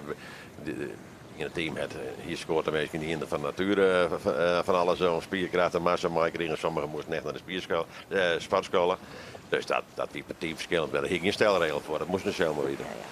Als je ergens zit, dan moet je zorgen dat je in een goede shape bent om die taak uit te voeren. Ja. En dan was maar een andere taak uitvoeren. Zielconditie. Precies. Zielconditie. Dat is wat oors een algemene conditie. Ja. Nou, dan gaan wij even waarom naar de wedstrijd, als je de conditie op peil gaat. Want we zeggen hier, zeker Heerskop, die wordt even in de smarge wind zetten van de zet van Hulbeswaga, van de Waaksdom. En ja, ze zielen nou toch al hier een beetje op hun plakje. En de wind liet het wat aan om te wezen. Ja, dus er zit nog een puntje verschil tussen de kampioenen. Voordat we op een ex-eco zitten. Dat puntje voorsprong had dit schip. De Eeltje 2, maar Jeroen de Vos. Ja. Koers er wel zin aan hebben, die ex-eco. Nou ja. We trekken een mooi Fries woord voor ex-eco. Geliek. Geliek, ja. Nou, ex-eco vind ik wel mooi. Ja. Ja, maar goed, we hebben alle modellen vonden zodat er altijd een winnaar uitkomt. Het is nooit zo dat ze nog een keer een extra wedstrijd met je beiden varen moeten, zeg ik maar. Oh, dat is Joen nog even. Wie dan wint dat de kampioen wordt. Dat vind ik wel een mooie oplossing. Ja. Dan kan je het ophouden met je rekenerij. Ja. En dan schuift het gewoon op het wetter gebeuren. Ja, ik snap net hoe vaak, er is toch zo vaak kampioen worden. Dus daar stel maar het rekening. Ik kies er altijd mensen voor die wat slimmer zijn, dus ik heb dat gebied. Dus dat is eigenlijk de eigenschap die je Ja, bezit hij te is dat maken. wel eens hand. Dat is toch van hoeveel... Ja, heel vaak. Dat mag je skipper ik net wollen trouwens. Jerko, hoe goed rekken je kennen, ja. Hulbeswaga, die had wel het rever uitlutsen, maar met haar een keren, maar zielt wel weer een tredde plakje te op te stuiten. En het een paar jaar ik weer achter hem aan. Ja. Je maakt het de hele dag spannend. Hij gaat alweer rode wien. Ja. Hij denkt dat er hem aan kan. En dan zit er alweer op een tweede plak. Ja, hij giet bloed in aanval. Hij giet echt 3 dagen overwinnen. Ja. En voor tweede plak natuurlijk. Dat is toch mooi? Ja, want zei jij dat ik al jij er eens even. Een heel tijd koer er De eerste rakje krijgt net die hichte omdat er in hem helemaal de wien uit de tuig waai nam. Maar nou loopt er vrij. Ja. En als er gewoon snelheid had. Dat wat vaak de tactiek is van Jester Maar. Ja, die had hem ook al dregen. Het grutzeilde. Ja. Als ze de fok al zouden. Dat hij slaat al waarom in het grutzeil. Dus je we dan de balling even voortvallen. En die liet hem dan wat vallen. Om die wien er wat uit te hellen. Maar Dat gaat hem niet lukken. gaat hem net lukken, denk ik. Nee. De win die komt te voorlijk in. Hij Ja. krijgt hem erom. Wel voor de ja, om echt verdedigen te kennen. Hij kan het gaat net meer tegenvaren. Walter de Vries heeft nergens last van. Ja. Die noteren we weer op in. Ja. Walter de Vries uit Sleert. Oh, dat zou voor hun ik prachtig wezen om zijn mooie dag overwinning aan te sluiten. Ja. Ja. Jern in de nederklits zitten. Het woer net meer. Keer kampioen West. Ja, precies. Die vraag, waarom is dat zo? Dat is zo boeiend. Nou zullen ze wel, maar het kan wel. Ja. Hè? En dan hoor je dan degraderen ze samen, terwijl ze daarvoor kampioen geweest zijn. Dat is toch heel apart. Ja, zou ik eens een keer een mastbreuk gaan. Hè? En dan geen yield om weer goed materiaaltje. Nou liet Jester Marm al behoorlijk vallen. Ja, ik zoek maar een beetje rond te houden. Nou, en we weten dat... Ziek het de tonnen ik weer op. Dat Ulbe geen meter te vier Jongen, zielt deze jongen, kampioenschap douwen. Ja. Jongen. Ja. Ja, nee, dat doen we het wel spannend. Het haast weer heel dicht bij de tonnen langs. Dat we zien hier alweer maar verstijt. Maar het gaat wel goed. Het gaat goed. En afgeboven, wat zus o daar al hier?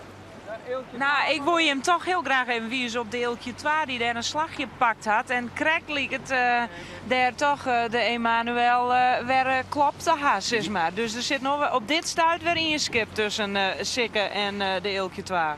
Ja, nou, dan mooi. Daar stond het even daar heel goed jongens. Want dat zien wij nou ik in beeld. Dat had Jeroen de Vos is toch de KL voorbij. En ja, KL maar ik net heel iets zeggen. Maar de Emanuel, Marijn Olsthoorn.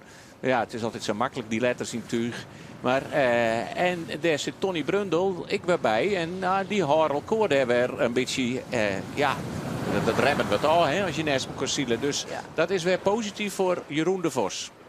Ja, die leidt echt vrij voor. Dus dat die de Emanuel en Tony Brundel zich maar met elkaar bezig houden, dan kan hij wat verder in misschien. En hij kan hem makkelijk bezielen. Hè. Hij had een zelfs een beetje oerzield. Dus de zinnen gaat weer wat voelderskien voor Jeroen de Vos. Ja, dit ging ik uitreven. Ja. Ze ging ik uitreven. Dus viel ik toch de hitte adem in de nekken van Tony Brundel en van Emanuel. Ze willen naar die voorlezende skippen daar. Niet alleen om er misschien voorbij te gaan, maar om dat gat zo groot mogelijk achter hen te houden. Zodat er ik nog eens een keer wat mislukken kan zonder dat er direct weer een skip aan hun voorbij gaat. Want ja, het is nog wel onder controle, maar ze zitten wel achter de wilde wietse. Dus ja, net vallen met de season. Dus het enige wat je nog doen kan is om te zorgen dat je dis achterliggende skippen voortblowen. Nou, eens even zien dat de uit en thuis nog weer eens een keer zo'n magistrale opzittermatching heeft. Dat er de hele week op oefend heeft. Hier enige ironie. Ja, dat vind ik wel bijzonder af wat de man elke keer doet. Ja. Hij doet het keurig. Waarschijnlijk gaat er het nog rijden, ik weet. Ja. Dus die oefening baat toch kunst, jongens. Ja, ze gaan even Trodewien. Ze gaan Trodewien. Nou ja, dit is niet meer een opzetter. Nee. Hij heeft nou geen voorrang meer op het skip dat er rondkomt. Nou, hij is er genoeg romte. Ja, nee, dit is een echt een oorstaag. Ja, jammer. Ik heb toch een opzetter wel. Florian Opschitter nemen we hem daar. Ze hier al je bijnaam kregen op dat schip. Maar ik denk dat Florian daar weer... Heer de Helmhout schuiven we uit. Nou, dan nemen we hem nou Oerbel Opschitter. Oerbel Opschitter. Het is ook goed dat het de laatste dag is. Ja, we worden nou echt flauw. Hè? Ja. De Utentuus dan toch met tonnen. De Lonneke zit er wat beter bij. Ja, mooi is dat. En, jongens hebben natuurlijk net volle te verliezen. Het is eens een keer op een del, steeds maar eens een keer in de aan. Daar weer waarom. Ach, dat matje, mooi maatje. Ja, en dan Ulbe Zwaga. Alweer op het tweede plak. Daar had er Joet als Jederline. En ja, toen ging het even mis bij de bovenste tonnen. Maar hij pakt weer een tweede plakje. En dan zal hij weer even, denk ik, wel weer op een tweede plak op het schavot staan. Ja, bijzonder. Rekken niet even, Elke. Ja, zet de computer even aan. Ja. Ja, maar ik vind het wel bijzonder knap. Hè. Je zou een borsteling rond hebben bij die boei. En dan mentaal weer direct alles weer op de goede kant uit. En dan nou toch alweer op het tweede plak. Dat is wel bijzonder. Ja. Het is een bijzonder man. Ja. Nee, het is toch nog even Jeroen de Vos die op kampioenstitel leidt. Dat wisten we al. Maar nog hield dit was zeker Heerskop die op een tweede plak leidt. En dan heb ik het net over de race. Maar voor het eindklassement. Er zit nog een 19e punt tussen met Ulbeswagen. Dus Ulbeswagen mat nog even hier voorbij. En dat zal wel een tour worden. Want Walter de Vries die zal er alles aan doen. Die zal er net aan mooi werken, denk ik. Nee. En die leidt nog Voorsprong. een voorhandje voor. En dus die kan er ook nog eens echt verdediging in. Dus dat zal hem net worden. Kent ik nog wel eens om dat er meer tussen hem en Ja, als er zeker nog voorbij vinden we. Tot daarna we het tussen komen dan. ja, precies. Ja, dan ga je dat weg. Ja. Komt ik in Eindhoven. Derde set. En dan gaat de camera oer het stroom van Lemmer heen en naar Walter de Vries. Ja, en die zit er toch een heel eind voor uit. Maar ja, dat gaan we. Ik wil het jij er jongen. Ja, dat op zichzelf Ulbe die vaart van die echt heel hard. Dus die heeft een gat echt vaart. Ja.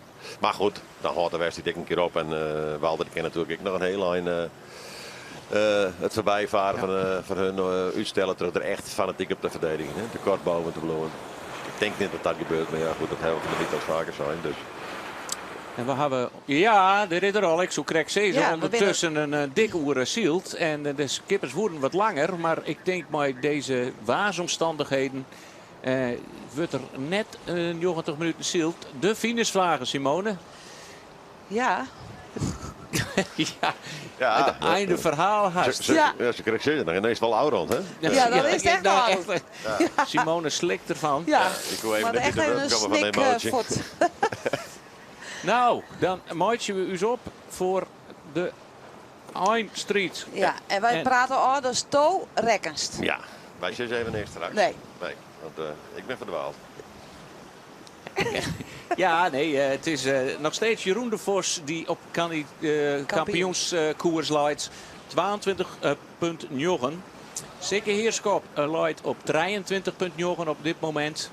Dus maar dan maakt hij nog hier voorbij. En dat zou Jester maar wezen. Zit hij heel dichtbij. Maar dan nog zou Jeroen de Vos kampioen wezen. En, want dan maakt er nog hier voorbij, Sikke Heerskop. Want het gaat dan, maar ze hebben wel een ex-equo. En de Ulbeswaga die laat dan, hè. Ja, je snapt er weer helemaal niks van, hè. Ik zal zeggen, als Sikke Heerskop nou in je voorbij gaat, dan is het een ex-equo. En dan is Jeroen de Vos in het voordeel. Maar je ziet waar de plak. Maar als er dan nog in je voorbij gaat, dan is het, dan had er het wol voor. Dus hij moet er 12 voorbij. Ja. Oké, nou dan focus u daarop, op dat eventuele evenement. Maar hij zit er ik dicht op, hè. Ja. Zit net een Grutgat tussen. Wat is er nog mogelijk in deze finish? Ja, en hij zult denk ik gelijk door de wing in. Alles of niks. Tuurlijk. Alles of niks voor Sikke Heerskop. Ja. En klappen de oren mooi. Ja, die hadden er eens met die street net zo vol op de maat zien. Hè. Je had wel wat familieverbanden in SKS, maar die zitten hier minder. Hè. Ja, dat zit je volle minder. Ja. Wij hebben het altijd de rekening gehouden met de crisis. Ja. Als het toch Jester maar is die gewoon mooi vaart. En Sikke Heerskop gelijk werd door de wing gaat.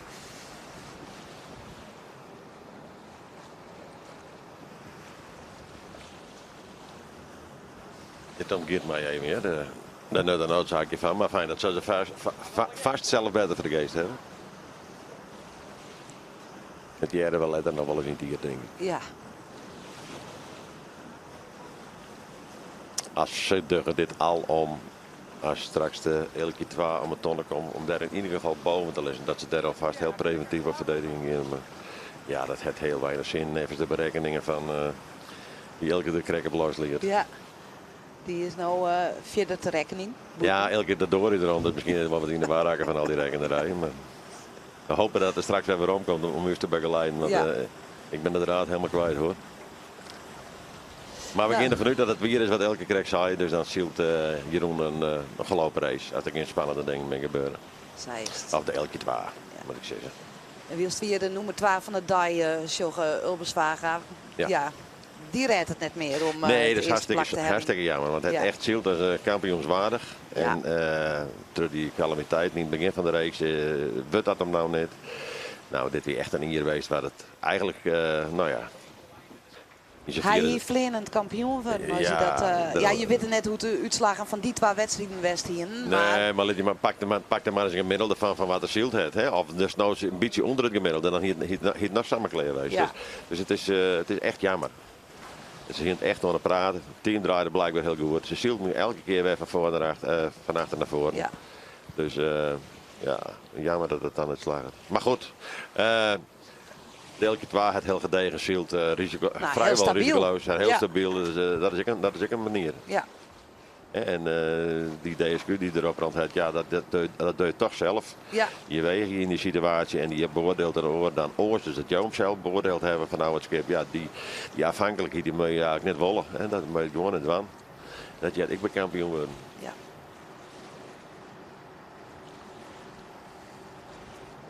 Altijd de Vries, die draait nog naar de tonnen. Ja, ik ken hem goed horen en dan zat het nou liggen.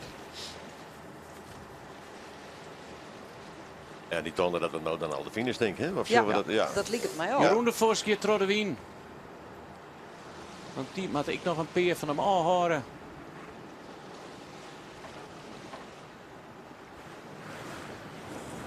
En daar is Ulberswaga.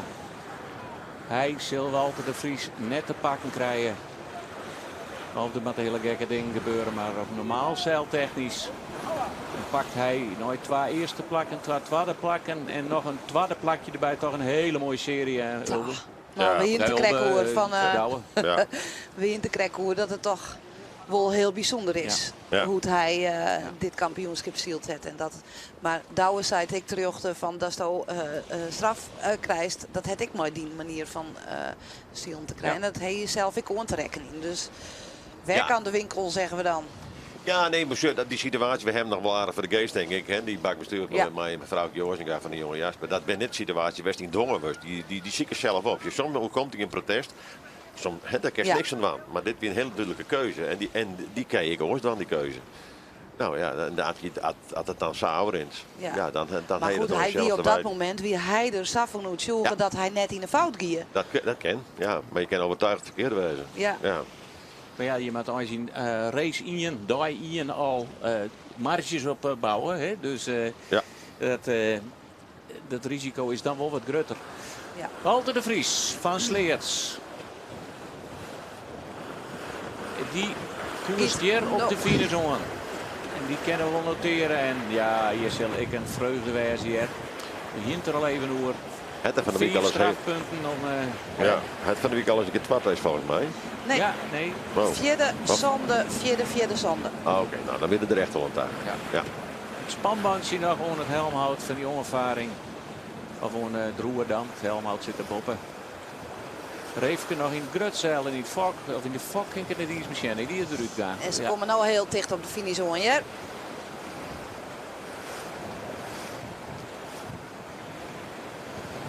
De blitzkap even in jaren. Ja. Al 34 hier in de IFKS. Al een keer kampioen. Maar hij had het paard weer omvoen. En zielt nog een schitterend eerste plakje. En werk je een spannende finish hè. We hebben deze week echt zo'n beetje echt spannende finishes Ja. van wat Schat we op hier al zijn. Schat op schat finishen ben je er net van Nee. geweest. Dan was je net bij de eerste helft. Nee, we zitten in de midden dan nog wel eens even, maar niet bij de eerste.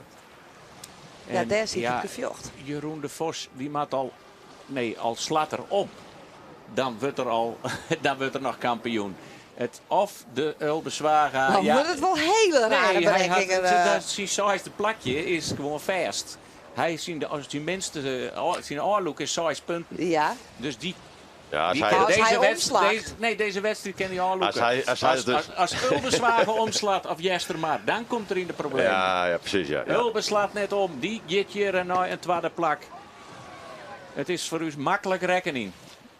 Nee, voor die. Ja. Ja, voor mij, ja. Oh, dat moest mijn hart eens jaren. Ik weet vroeger zo mijn rekening. Maar, En Jester maar, toch ik een mooie afsluiting van een wat teleurstellend kampioenschap voor hun. Die komt hier als derde oer de streek. En daar, hier zeker heerskap lezen matten, hier er nog een kans op de titel gewoon. En ja, als, daar is het schot. Hier zei het malheur van Juster net Holland, ja dat weet je net. Maar ja, dat jet in een serie douwen. ja, het kan je ook komen. Daar kan je niks aan doen. Maar het wie er wel waar voor de hele week. Hè? Omdat er hier en daar wat optie in raketonmateriaal. Dus, en dat is hem helaas ook komen. En een dikke plomp voor de wedstrijdleiding die toch weer in deze moeilijke weken, moeilijke omstandigheden, verhuizen de wedstrijd de hele huizen. Inhelwedstrijd, daar gaat het schot voor Sikke Heerskop. En die is dan toch als tweede eindigen in het kampioenschap. Ja, nee, En die wedstrijdleiding die toch alle zo'n wedstrijden eruit perst had in deze moeilijke omstandigheden. En de snelheid van Marge steeds schakelen. Hè? Van de wien verloren dat jouwt een heleboel tijd bent. Ze bent er heel resoluut in. Ik heb er van de week even En ja, daar jaren we zijn bij de kampioen. Ja. Even stil jongens. Ik denk dat ze wel blij zijn.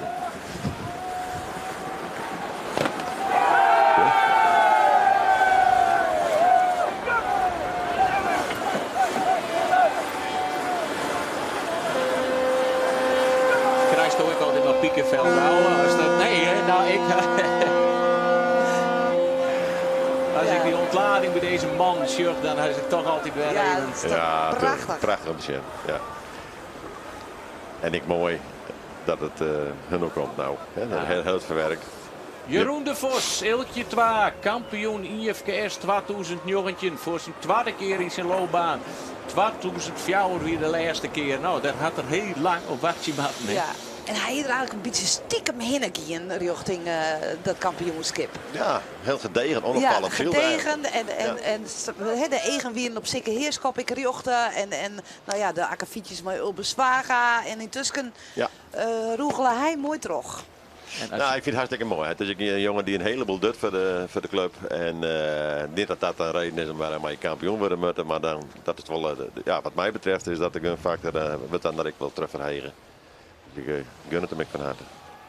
Ja, en als je dan al zo volle jaren maaidoggen en dan het maaidoggen blijven. Ja. En dan ik om de prijzen, dat is dan schitterend. En gemotiveerd bleef. Hij is enthousiast. Nou, dat ben ik goede woorden. Ja, dat is het. Ik weet wat het is. Hij zal lang maaidoggen dan hij plaats was het moeite om die motivatie elke keer weer te vinden. Maar hij bent hartstikke enthousiast en er altijd met wanden. Dat is leuk. Prima. Hij is scheepsarchitect of ingenieur, bouwkundige werkt. Hij ontwerpt hele grote superjachten, dus is ook altijd mooi aerodynamica en bezig. Ja. En hij hier dat ongeluk ik aan, hè? Een periolien dat er onvaren is in de Giekje in de Holle. En daar had lang les heel van lang les van Van de Holle. radar ook, ja. Nee, dat is best beteerd. Alles zit nog op de goede plek blijkbaar, want dan ben ik geen kampioen. Hij ken ik nog een rekken niet. Ja, kan ik rekenen.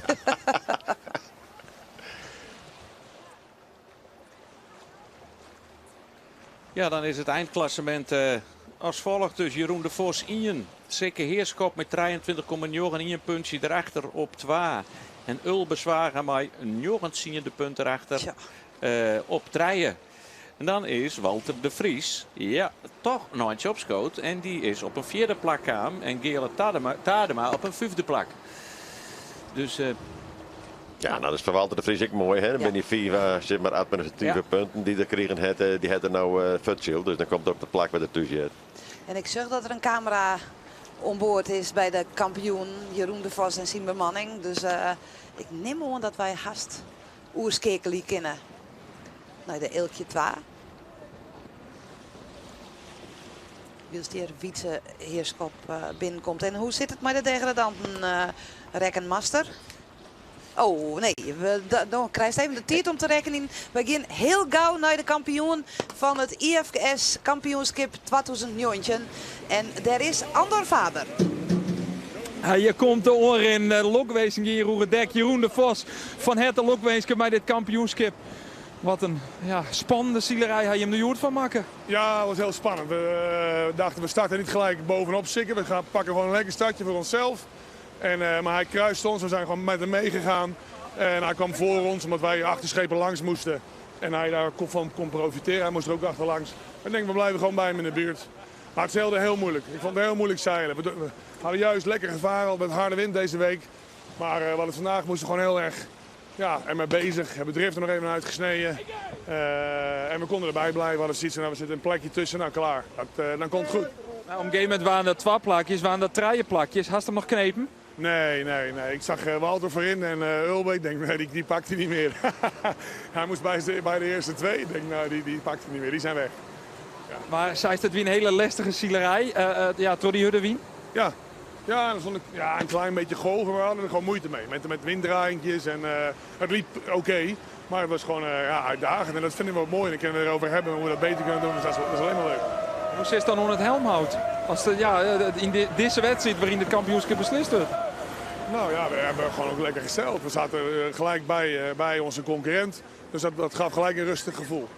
En we moesten alleen maar daar eigenlijk mee meevaren. Gewoon bijhouden en dan was het goed. We hoefden geen risico's te nemen, geen gekke dingen. Dus dan was het oké. En dat is gelukkig ook zo uitgekomen. 15 jaar in 2004 was het kampioen. Nou 2009 nog een keer. Ja, zit een hele poos tussen. Ja, poeh, hè? Ik was al bijna vergeten. Ja, dat is heel lang geleden. Maar ja, we hebben er wel nog eens bij in de buurt gezeten. Maar dit jaar viel alles gewoon op zijn plek. En dat heb je af en toe ook gewoon nodig. Een beetje wijsheid, een beetje geluk. Dat moet je allemaal hebben, anders dan word je niet kampioen. En dat hadden we dit jaar gelukkig. Waarom is dat dan dat alles in elkaar valt, dat alle puzzelstukjes in elkaar vallen? Is dat dan de reden dat je hem dit jaar kampioen wordt? Ja, je kan een situatie bedenken waarin je net voor iemand langs kan. En als dat niet gebeurd was, dan had je achter een heleboel boten langs gemoeten. En dat soort dingen, weet je wel. Dat valt er net even, lukt dat. En dat zijn de dingen waarmee het kampioenschap in zicht komt, zeg maar. Ja, zit hier een hele grutske skipper? Ja, zeker, absoluut. Ja. Maar is ik nog wat Strandel, Joen de Coming. Ja, mooi toch? Ja, de sluis. Semtrap die hangt al klaar. Blokweesje. Ja, dankjewel. Weer dank. Super. Ja, wat een bleedskip dan, hè? Ja, fantastisch. Ja. En we zeggen onder het vlagje van de IF-kerst 2009 achter Jeroen de Vos. Krijgt hoe het waait had deze week. Hè? Ja. Die is al helemaal in je week op. Verslieten. En nou sjuggen we even, dit is ook altijd zo mooi. Voor de meesten die al hierheen de Kaan binnen om die street te zien. Even voor het publiek daar bij het strand en daar straks bij de Opperdiek. En ze hebben, hij kwam al een beetje over dat het van het begin wel een beetje, redelijk zeker weer. Maar ja, er zijn toch nog wel wat situaties west. Ja. Dat hij een stikkende wetterstang hier, dat ik nog wel oorscoor. Ja, hier even bij het publiekdeel. Ja, mooi is dat. Dit zit... Ja. Ja. Jezus. Zo scherp had er van de Wiekensield had. Dat is de nou 4 van het publiek al.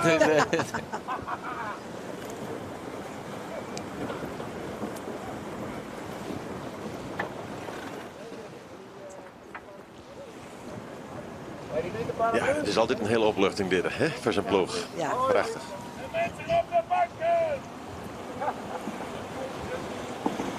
Je realiseert je dat op dat moment net als je daarop zit. Maar dit zijn van die dingen die maken ze maar een paar keer in je leven mooi. Ik denk als het op dit moment je dat realiseert, dat is er nog wel eens mooi omgeeft. Maar dat gebeurt nooit. Je zit er helemaal in het moment. Ja. Maar goed, als het kampioen was, dan best toch wel op dat moment, in dat moment. En dan... Nou, ik hield er wel eens moeite mee. Want er zit nog saai in de wedstrijd. Maar het moet wel zijn. Dat moet wel echt in het moment zitten. Ja, dan bloedt het... Ja, en maakt het uit de eerste of de zegde? Ja, maar na een stikker wat keer was het wel meer calculerend. Ja, zeker. Ja. Het gaat minder diep. Dat is gewoon iets wat je elke keer doet. Dat wat minder, ja, het klinkt wat raar, maar minder mooi natuurlijk. Minder spannend, minder speciaal. De eerste keer wist ze helemaal, ja, het is je droom. Het is je droom en die werd weer. Ja. En die droom die is goed voor Jeroen de Vos weer uitkwam. Na 15 hier. Elke, daar ben ik nog tegen de danten. Ja. Als laatste, we eindigen in mineur. We eindigen in mineur. Het is correct toch Wietse Heerskop die het rijden had. Laat ik het zo zeggen. Die is op een trekje in de plak eindigen. Je zit er even een wat dingetjes tussen die ik net snap. Maar het is Jilles Bandstra die degradeert. Gerrit Huisman en Ron Sieperda. Ja, Wietse Heerskop, kind takom hier in de Grutte A op de Wilde Wietse. Maaidwaan om het kampioenschap van het jaar 2020. En daarmee sluiten we deze uitsturing aan met het kampioenschap IFKS 2019. Winnaar de Elkje 2 met Jeroen de Vos. Lokwenske vanuit dit vaarhokje zat we het maar nemen. Douwe Visser, tegen dank voor het deskundig commentaar. Elke ek voor de mooie oeren die we hier tromakken hebben. En ik het zaakkundige verhaal bij deze zielerij. En ik hoop je dat jou thuis ervan genoten hebben. Wij in elk geval wel. En aan nou alweer nog in 2020. Liet die winter maar komen en dan de maitijd. Doeg!